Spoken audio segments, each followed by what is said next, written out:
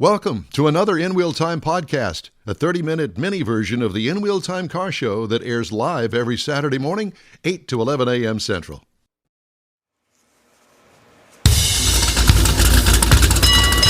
Podcasting and streaming around the globe. I like to say that. I do. That's good. It's kind of like that disastrous ABC Sports Open back in the 60s where the guy tumbles off the big You do the tumbling down the ski. Yeah, you do that. And I'll be taking pictures of it. This is the In Wheel Time Car Talk Show, brought to you by Mecum Auctions Houston at NRG Center, April 4th through the 6th. That's just next week. Yeah. Just ahead, Bay Area VW Club President Dave Saucier and a big bug bash. We're going to talk about that. Jeff has a feature on tires for your analysis and tire buying pleasure. That's all just ahead on the In Wheel Time Car Talk Show. Howdy, along with Mike out of this world, Mars. We always need more Jeff Zekin. I'm Don Armstrong. Thanks so much for joining us today.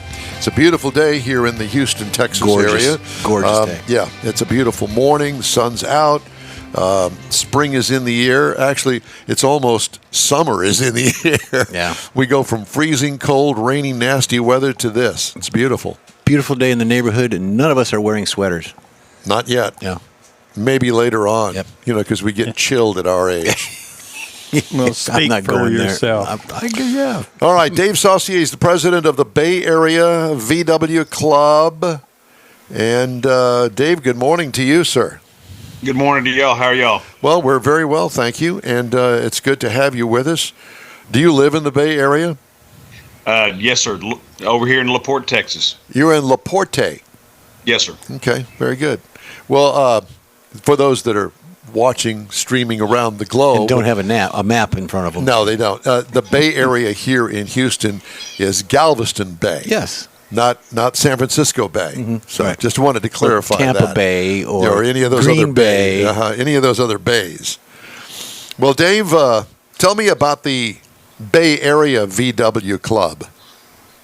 Certainly. It was formally founded in 1988, and our very first meeting was at, and I don't know if y'all might remember this, but the old Les Marks Chevrolet dealership meeting room off 146 and Spencer Highway, which is no longer in existence. Yes, I remember exactly where that was because I was working at Richardson Chevrolet in Houston, and we did is what I call a dealer exchange, and I had to drive the car that we exchanged for their car over there at Les Marks. And back then, I think this was about 1969, 1970. Back then, our freeway system wasn't quite what it is today, and it took several hours to complete that task. But at any rate, yes, I remember it very well. And so, where do you guys have meetings? Do you do things like, let's get the secretary to talk about the minutes of the meeting? Oh, boy. Please Yes, tell sir. me. You do that? Yes, sir, we do. Now, you learned that in high school, Dave, didn't you? Yes, sir. Well, I don't go by that, but that's okay. If you guys want to talk about the last meeting, then that's fine. But so, how many members of the VW Club down there?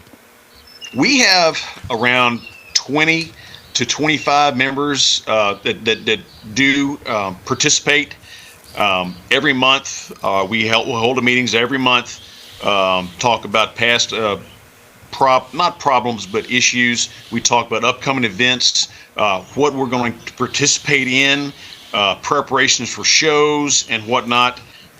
It may not seem like a lot, but it is. And we only have a short hour and a half to complete our meetings every month.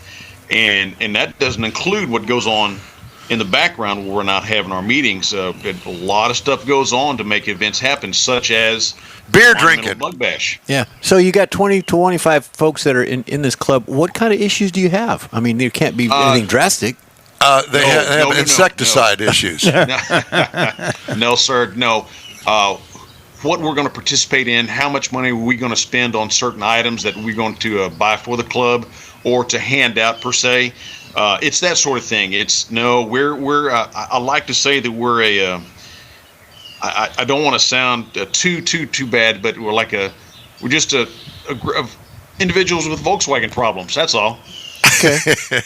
Well, I didn't know Volkswagens had any problems. Yeah, I was going to say. But Well, sir, they're more. They're still kind of like an analog and digital world right now. That's what they are.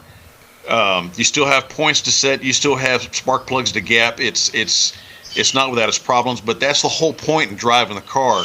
You're one with the car. It's you are operating a vehicle of past technologies, basically. well, we like that because we're kind of living in the past right here on the In Wheel Time Car Talk Show. Exactly. Yeah. So you had told me earlier that you have a 67 Bug, and you told me the reason that you chose the 67 to get into. Why don't you tell everybody what you told me about the 67? Certainly, the 67 was the not the pinnacle year, but it is a sought after year because of the changes that were incorporated into the vehicle. First year 12 volt, it was still relying on the classic body lines with modern, I guess you'd say, modern 1967 changes. It is I guess a crux between the two years, the late models and the early models. Well, and you also told me that the 6-volt system was before 67, and they went to a 12-volt system in 67. Absolutely correct. Yeah. Absolutely correct. A lot of people had problems with the headlights dimming. They turn on their windshield wipers in the rain, and the headlights would dim. Not the most ideal. Yeah, exactly. Were the engines the same back then? No, sir. The 67 was the first year and the only, I guess you could say, not the only year, but the 1500 to 1.5 liter. Very reliable in stock form. If you're cutting 30 miles a gallon or more, you're doing pretty good. So why Volkswagens? Why not another brand or another species of car, so to speak? I blame my parents for this. When Dad got out of the Navy, they had a 1966 Volkswagen, and of course, as being a young kid, 1-2 years old, pictures were taken with me behind the wheel in the cubby hole behind the rear seat, and that basically lit the fire. And ever since then, I've been hooked. Either you understand them or you don't. Well, I will tell you this. I didn't have one, but I had the Bug Beater. I had the Chevrolet Corvair. So, and had many races with a bunch of friends of mine that had a Bug, and one in particular that was part of our little clique of car guys that. One of the guys had a 55 Chevrolet that he had souped up the engine in, and it was a loud beast, but non-competitive clearly with the Volkswagen and the Corvair. But I tell you what, we had a great time, and as you mentioned earlier, that it was fun because we didn't have any electronics per se, other than the distributor and the battery. That was about the extent of the electronics, and it was easy to work on.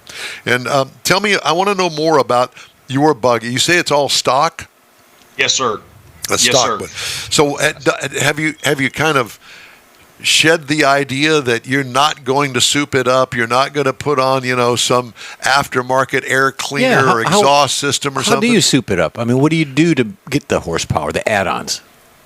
The number one add-on item for anybody with an air-cooled Volkswagen is the exhaust, a better flowing exhaust.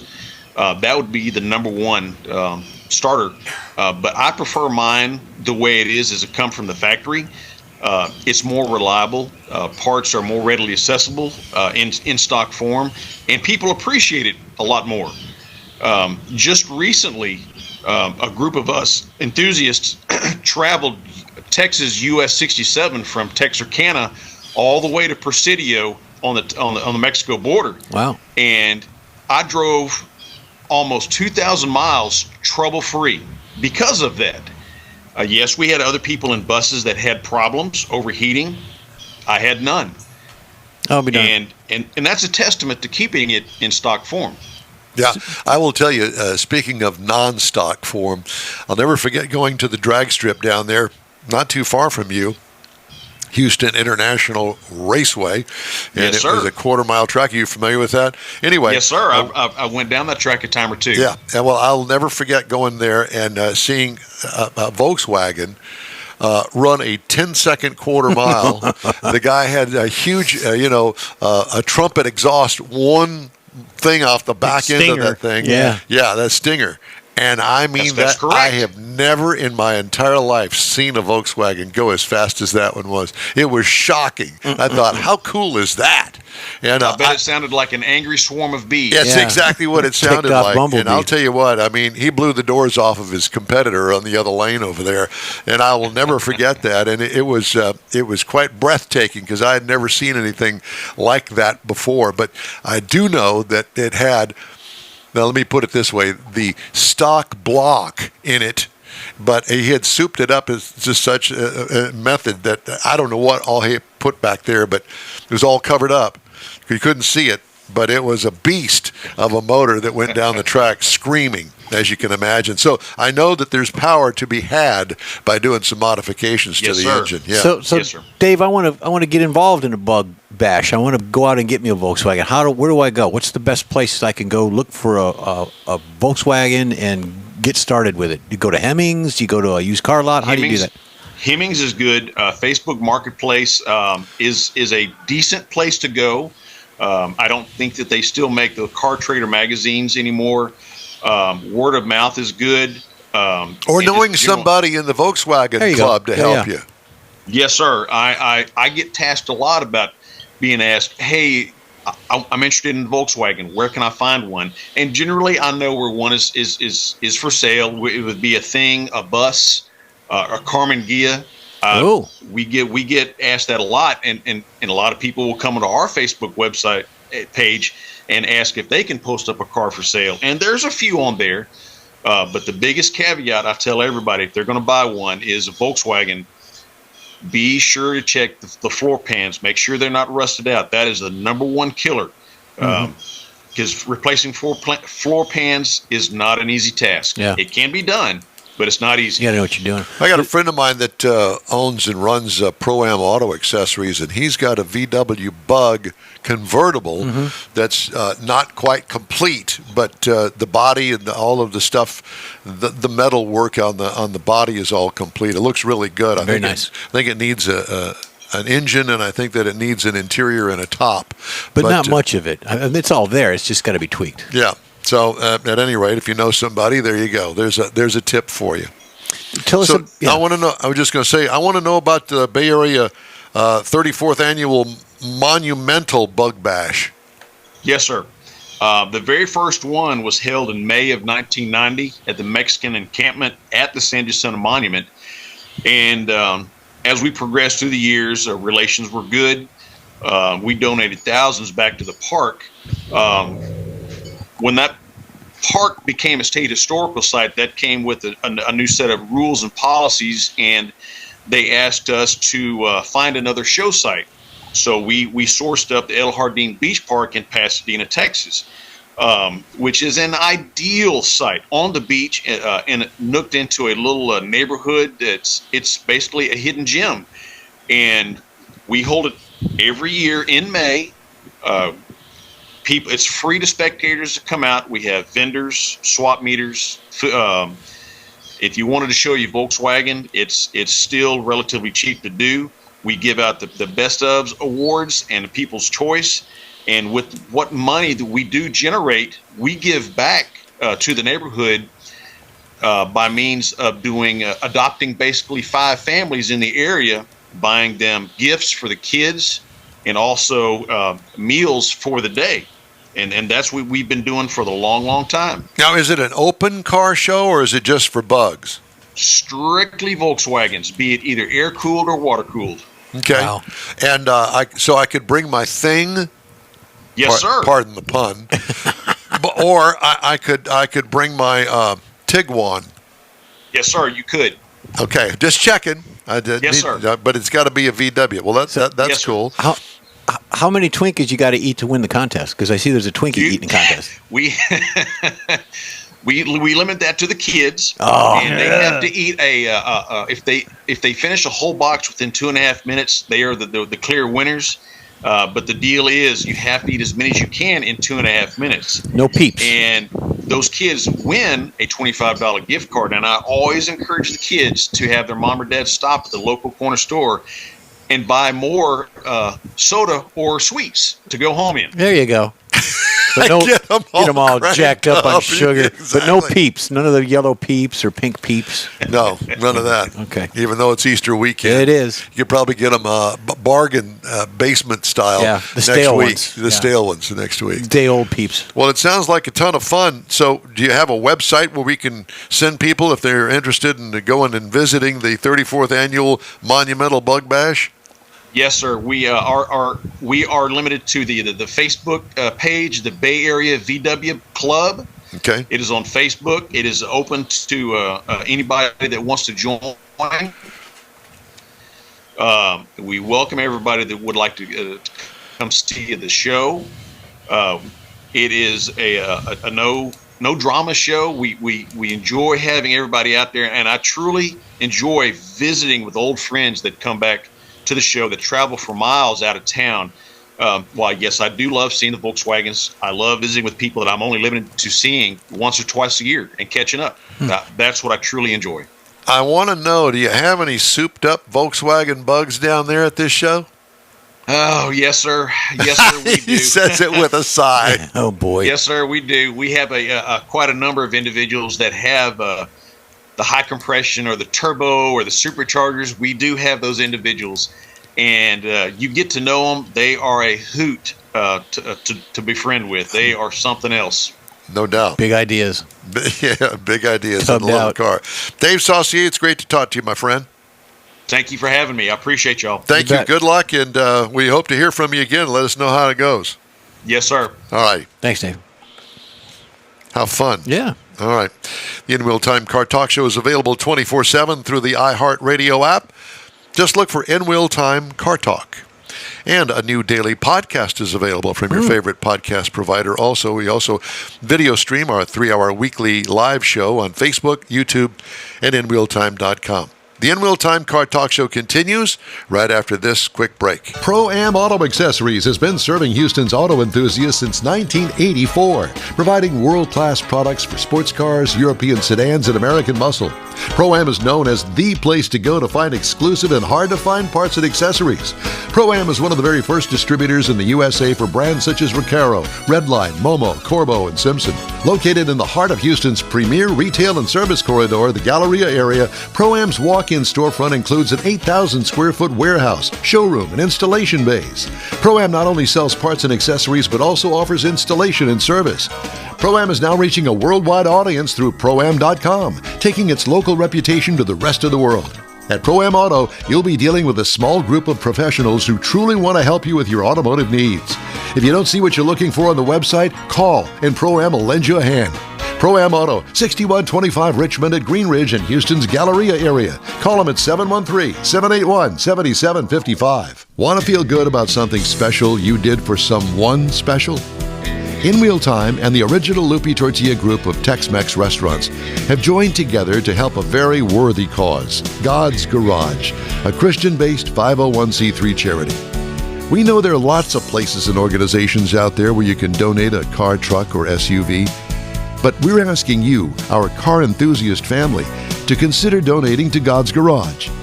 Visit godsgarage.org and learn about its mission, the women that have been helped, how each one is screened, and about their Restore You program. A car donation is an easy way to make a difference in the lives of others. God's Garage needs good operating vehicles, but will take all types in working and non-working condition. Make your heart and soul feel good by donating your gently used vehicle and help support single mothers, widows, and wives of deployed military at godsgarage.org. Mecum Auctions, the world's largest collector car auction company, returns to Houston, Texas, April 4th through the 6th at NRG Center, featuring 1,000 muscle cars, Corvettes, trucks, customs, and more. Broadcast on Motor Trend TV and streaming live on Max. From avid collectors to those new to the Mecum experience, we welcome everyone. Register to bid now at mecum.com. Welcome back to the In-Wheel Time Car Talk Show. If you'd like to get in touch with us, shoot us an email. The address here is info@inwheeltime.com. All right. Got a feature story Jeff's going to get to in just a second here. Tire tutelage. Mm-hmm. Okay. But in the meantime, I've got a story that I wanted to start off with. Go for it. Electric vehicle owners are noticing vehicle tires wearing faster than those on gasoline-powered vehicles. And we touched on this a few weeks back. We did. That's according to J.D. Power 2024 U.S. Original Equipment Tire Customer Satisfaction Study. That's a long title for a study. Findings from the study highlight EV owners having less satisfaction with the durability of their tires, expecting them to wear similar to gasoline-powered vehicle tires. However, EV tires naturally wear quicker because of greater vehicle weight and higher torque. This gap in satisfaction creates an opportunity for tire manufacturers and automakers to ensure EV owners are properly educated, according to Ashley Egger, the Senior Director of Benchmarking and Alternative Mobility at J.D. Power. He says because of the inherent conflict of maximizing vehicle range and optimizing tire wear for EVs, tire manufacturers and automakers need to work together to overcome the challenge without completely sacrificing the performance in other areas, especially as the EV market continues to increase.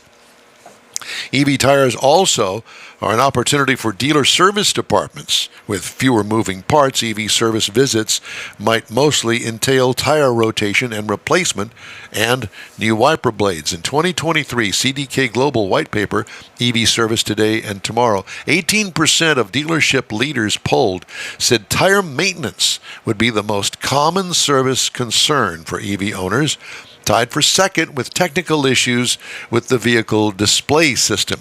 38% of those surveyed said they believed software issues would be the top concern. But U.S. Original Equipment Tire Customer Satisfaction Study assesses tire owner satisfaction in 4 areas: tire ride, tire wear, tire traction, handling, and tire appearance. So the EV tire situation is becoming an education for those people that have no clue what they're getting themselves into by buying an EV. It's heavier. So what are EV tires made out of? Rubber. Which comes from... Well, in our case, oil for the most part. Exactly. Yeah. But we're going to put the oil world out of business. So. Yeah. Okay. Well, But that's the point of that story is the vehicles are heavier. It's the Absolutely. construction of the tire. You need better, stiffer, firmer sidewalls. The cross section of the tire doesn't matter, but that's tread, and that's part of the torque where you get that grip on the road because you're between the seat of your pants and that road is a patch of tire. That's it. Are we segueing into the next segment? We can. You want to do that? This is your segment. Well, let's do that. There you go, Michael. How about that? So anyways, what do the tires mean? I mean, what do the numbers mean on the tires? Well, we're going to tell you. In a typical tire, you've got all these numbers on the side of the tire. You can see a picture of that if you're watching it on your big flat screen.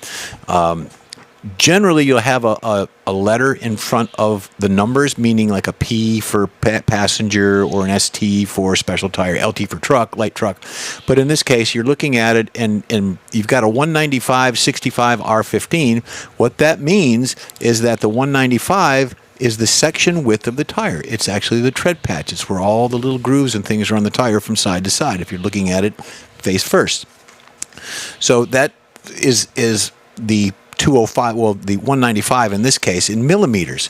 So it's 195 in millimeters. The 65 in this case is called the aspect ratio, and it's a 2-digit number, and that is actually a percentage of the sidewall, the height of the sidewall from the rim to the top of that tread. So that is the aspect. The R indicates what it is. It's a radial tire. B is for bias, D is for directional or digital directional tires. And then, of course, in this case, the 15 is the rim size. So that is the aspect ratio of the tire. In this case, it's a 195/65 radial tire, 15-inch rim. If you go further than that, you're going to see a load index of 91. 91 is actually what the pounds per square inch that tire can hold at its normal inflation rate. So the maximum inflation rate of a tire is probably around 44 to 45 pounds maximum, and you don't want to do that. That's just drastically inflated. So what you would do is you would take the, in this case, it is a 91, and if you take that 91 times 15, which is the rim size, you will get the pounds per square inch of that tire and what it'll hold so far as weight. And in this case, you're looking at right around 1,300 pounds at a 36 PSI pressure, which is the normal tire pressure for any tire. Generally, it's between 32 and 38, but in this case, we're just going to take an average of 36. You also have an H, which is the speed rating indicator. The H is produced by the Department of Transportation on what that tread will or that tire tread will take. How they can spit it up. Right. So there is a guide. You can look at guides, and the tire shops have those. And in this case, the H, in this case, the tire maximum speed rating is 130 miles an hour. And this goes from a low S, a Q, which is at 100, all the way up to a Z, which is more than 149 miles per hour. And I think, Don, you probably have a W or a Y on your Corvette tires, which are around 168 to 186 so far as a speed rating of that tire. The car won't go that fast. Well, but the tire will. Yeah. So it's made that way. On that chart, so Q, almost all tires then should be able to cover up to 100 miles an hour. Right. I mean, not all cars will do that. Well, they got governors on them. You're not going to have a 22-inch tire rated at a Q. It's going to be a small tire. It's going to be a 14 or 15-inch tire. So the lower the number, the smaller the diameter of the tire. Okay. So the higher if you the number, go to 20s. You go to 20s, you're probably looking at a V or a W or a Y, depending on the tire and what you want out of the tire. Right. You can get sticky tires, you can get non-sticky tires and things of that nature. Your imports, or what they call UHP, ultra high performance tires, are generally a stickier compound. They're made for road grip. You see them on a lot of imports. The Japanese domestic vehicles have those as well, the Kumos, the Yokohamas, and things of that nature. So then, moving on to that, you'll see in this, you've got a 2119 little grouping there. That is actually the birth date of the tire. And in this case, if you're looking at the screen, that's a 2119. This tire was built the 21st week of 2019. So the first 2 digits of the week, the second 2 digits of the year it was manufactured. So if you're looking at a tire on a shelf somewhere, maybe you're at a tire store or maybe one of the big box stores, and you see, well, we're in the year 2024. If you see a tire that is 3523, that tire was built in the 35th week of 2023. I don't like to buy tires more than a year old if it's a shelf date. That's just me. Some people can go longer. Now, manufacturers say they can go up to 5 years. You can. I mean, if that's what they're recommending and if they're going to take the liability for that, that's fine. I don't buy tires unless if they're they have to be under a year old for me to buy them. Now, if they're on the shelf and they're going to give you a deal on that, yeah, the tire is still good. There's no problem with that. Now, if the tire is on your vehicle and it's 5 or 6 or 10 years old, remove it because they do wear out. The tire does degrade in the rubber manufacturing part of it. Your nylons and your rayons and things all hold up, but the actual rubber part of it will degrade on that. So there you go. Check it out. You got summer coming. You got spring coming. You got a lot of road trips. Look into your tires. Make sure they're good and solid. So why did I get the look good tires off of my car? Because they the date on them aged. Yeah, they're aged out. And was it 10 years? Well, they say 10. Some manufacturers go 10. Some say 8. I believe, being in the tire business for the years that I was involved in it, I wouldn't go past 5 to 6 years. Now, granted, depending on the car, if it's just a little grocery getter, you're going to use it on the weekends, just go back and forth to the soccer field or whatever. You could probably get away with that. If you're taking a long trip, no, I wouldn't recommend that. You're going on the hot rod tour of Texas. We're all going on that. If my tires were a little older, you got time to think about getting some new tires. Well, I don't. Well, I'm just saying, just bought them 2 years ago. You got Run Flash, you got the bad boys of the group. And my placard on my door says 30 PSI. 30 PSI, okay. Well, then you're in that range. Just don't put 44 in it. No. Now, my dad, when we took his keys away from him, his tires were really old, but we didn't change them because he couldn't drive it more than 3 or 4 miles. And that only happened a couple of times a week. Yeah. So it's to your point. Yeah. if it was going any further than that, we'd have had to do something different. I want to tell everybody that today's In Wheel Time Car Talk Show is sponsored by the group of original Loopy Tortilla restaurants in Houston, Beaumont, and College Station. Also, Gulf Coast Auto Shield and Pro-Am Auto Accessories. We continue our show right after this quick break. The original group of Loopy Tortilla restaurants will have you telling your family and friends just what the original recipes mean when it comes to the best fajitas in Southeast Texas. Founder Stan Holt invites you to visit the original Loopy Tortilla near I-10 and Highway 6. Here's the original house that inspired the design of all the rest and the original charm that helped make Loopy Tortilla the go-to destination for Houston Tex-Mex. Speaking of original, nothing can compete with the original lime pepper marinade that everyone will agree makes Loopy Tortilla award-winning beef fajitas the best anywhere. Loopy Tortilla Katy is another location that gives you the same quality and service Houstonians have come to expect at Loopy's. It's located just off I-10 of the Grand Parkway at Kingsland Boulevard in Katy. Find yourself in Aggieland? Head to the Loopy Tortilla in College Station, located just around the corner from Kyle Field. It's a great place to enjoy those famous frozen margaritas before or after the game. Headed east to Louisiana, stop in at the Loopy Tortilla in Beaumont. It too's on I-10. You can't miss it. The original group of Loopy Tortilla restaurants invite you in for the best Tex-Mex anywhere. You own a car you love. Well, why not let Gulf Coast Auto Shield protect it? Houstonian John Gray invites you to his state-of-the-art facility to introduce you to his specialist team of auto enthusiasts. We promise you'll be impressed.